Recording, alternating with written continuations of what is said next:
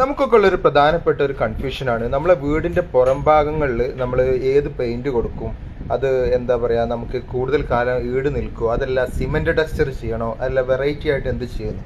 അത്തരത്തിലുള്ള ഒരു പ്രോബ്ലത്തിന് സൊല്യൂഷനാണ് നമ്മളെ മാർക്കറ്റ് പ്രോയുടെ ലിക്വാൾ എന്ന് പറഞ്ഞ ഈ മാർബിൾ ടെക്സ്ചറുകൾ കേട്ടോ. ഇത് കണ്ടില്ലേ, ഇത് ചെറിയ ഗ്രാനുവൽസ്, മാർബിൾ ഗ്രാനുവൽസ് ആണിത്. ഇത് നമുക്ക് എക്സ്റ്റീരിയറിന് അപ്ലൈ ചെയ്യുന്ന പ്രൊഡക്റ്റാണ്. എക്സ്റ്റീരിയറിനും ഇൻറ്റീരിയറിനും ഒരേപോലെ അപ്ലൈ ചെയ്യുക, കാരണം ഇത് വാട്ടർ പ്രൂഫാണ്. എത്ര കാലം നമുക്ക് എന്ത് ചെയ്യും, ഇതൊരു കംപ്ലൈൻറ്റ് കൂടാതെ നിൽക്കും. ഇത് കണ്ടില്ലേ, ഈ ഗ്രാനുവൽസിലേക്ക് ഈ നമ്മുടെ ലിക്വിഡ് മിക്സ് ചെയ്തിട്ട് നമ്മൾ ഇതേപോലെ എന്ത് ചെയ്യും, നല്ല ഗ്രൗട്ട് പോലെ ആക്കിയെടുക്കും. എന്നിട്ടാണ് ഇത് അപ്ലൈ ചെയ്യുന്നത് കേട്ടോ.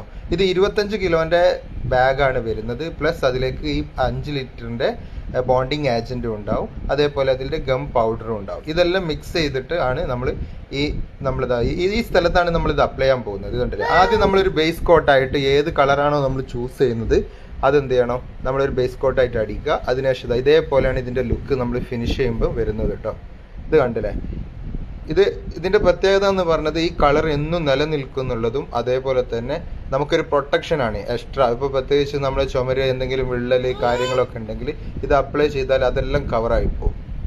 ഇതാർക്കും ഈസി ആയിട്ട് അപ്ലൈ ചെയ്യാവുന്നതാണ്. നമ്മുടെ സിമെൻ്റൊക്കെ പ്ലാസ്റ്ററിങ് ചെയ്യുന്ന അതേ മെത്തേഡിലാണ് ഇതും നമ്മൾ എന്ത് ചെയ്യുന്നത്, ചുമരിൽ പിടിപ്പിക്കുന്നത് കേട്ടോ. അതുകൊണ്ട് എല്ലാവരും ഒന്ന്